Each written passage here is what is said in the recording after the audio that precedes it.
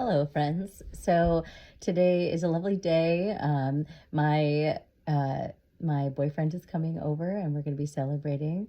So I figured I would come on and do today's share. And the thing that I am was thinking might be the most helpful, because my purpose is to inspire you and to help you to see things that maybe you're not seeing, and just to share the wisdom that I have learned along the way in my 45 years here. And the biggest takeaway that I want to share is that you can be happy now, and you can feel satisfied with our journey, because our whole purpose here is the journey. It's not the destination. A lot of us are always seeking a feeling, like everything we do is because of how it's going to make us feel, if you think about it. I have an example. When I was a girl, I wanted to be a famous musician, and I used to sing and practice in my mirror in my room and just be deeply into that visualization. And I didn't realize that I was seeking validation. I was seeking approval. I was seeking love. I thought that when I did a good job, if I was pretty enough, if I was strong enough, if I was talented enough, that people would love me. And I spent years of my life giving to people that would take. And I thought, well, if I keep making you things and giving you things, you'll be happy, and then you'll like me. And then I'll have value. And I didn't realize that my worth is because I exist. And there was a time I was a hairdresser for many years. I still am. Don't judge me now. I'm like up and just having my coffee this morning. And I don't really wear makeup anymore. I cut my own hair. I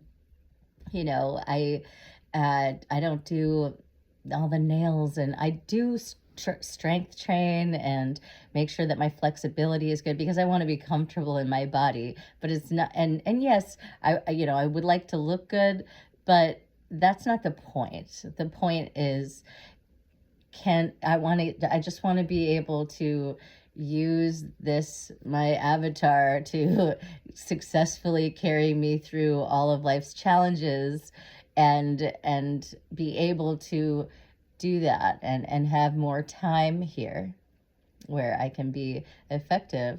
And so, like, I'll tell you a secret. I used to think that my worth was attached to how I looked. So I was a bodybuilder. I was a personal trainer. I was really deeply diving into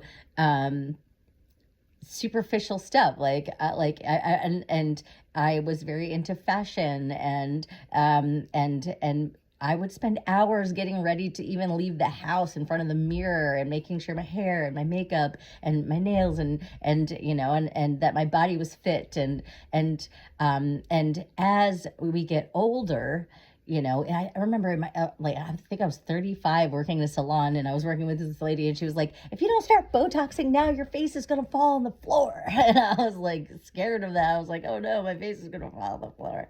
She was like, it's preventative. And so I went and got Botox. I had my boobs done, because I never had boobs, which actually I was inspired by Mel Robbins' story. I love watching her motivational speaking, and she had hers taken out. And some people that I know also did that. And I just felt like, as I grew older, I realized that all the value and everything that you need, like everything we're seeking everywhere else, all over the earth. We have our eyes all over the end of the earth, looking for this validation through our accomplishments, or what we look like, or what we can provide for others. And the whole time we're seeking the love that we can be giving ourselves right now, right? And I was like, I don't want to poison my body anymore. I don't want fake bullshit in my body. I don't want to, like, how ridiculous does it sound? Like, if I inject my face, or paralyzed part of it, will you like me? Will my value be more? And when you say it like that, doesn't it sound so preposterous? So when I wanted to be a musician, and I'm doing it, I love the learning of it. I love seeing the little progress, and it's an endless journey, right? How many times do you take on a little project and you're like, if I do this, then I'll be happy. And then you get it. And then in a little while, you're on to the next thing. The joy of achieving only lasts for a little while. It's all in the journey. And self-acceptance is the key. And realizing that you have your value now. Everything you're looking for in a partner. Now, I have the relationship of my dreams, literally, now. And I always felt like, if somebody's prettier than me, and I would feel all weird if my partner was looking at someone else, and I'd be like, oh no, I'm not enough. And I didn't realize that it's not this. It's not if I have a wrinkle. It's not, if my boobs are big enough, and it's not that. It's who am I? How do I think? How do I love? How do I carry myself? It's all inside. And if you find somebody that wants you for superficial stuff, that's going to be fleeting. And I used to be chasing people, right? For that validation, oh, if I can help you, if I can fix you, if I can support you, if I can give to you, if I can feed into your life and lift you up, then you'll love me. And it was like this endless thing where I was attracting narcissists, right? Just people that take because I'm a giver. So I didn't know myself well enough to know that I also need to receive. If you can receive and allow that, and allow yourself to realize you're worth it now, you're totally worthy of receiving. You're totally worthy of validating yourself, of accepting yourself. And when I see people, and I, over the years of doing hair and makeup and stuff like that, I have realized that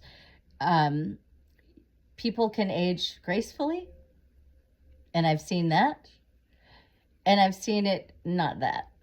And you want to be on the team of aging gracefully. Okay.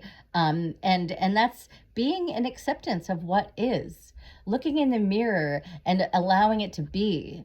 It's showing up to a party and not wondering, will they like me? Will I get that validation? It's like, what can I learn? Who can I meet? What, magic could happen through unity. And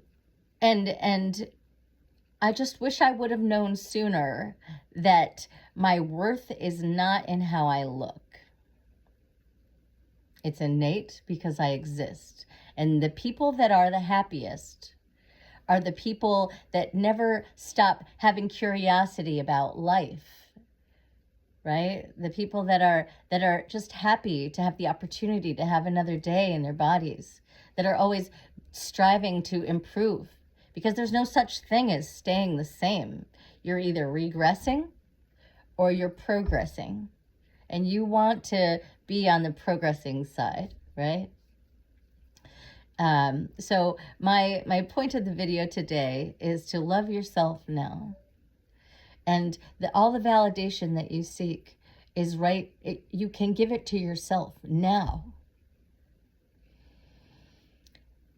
You're not going to be happy when you pay off the mortgage, because you're always going to have, what will you think about after that?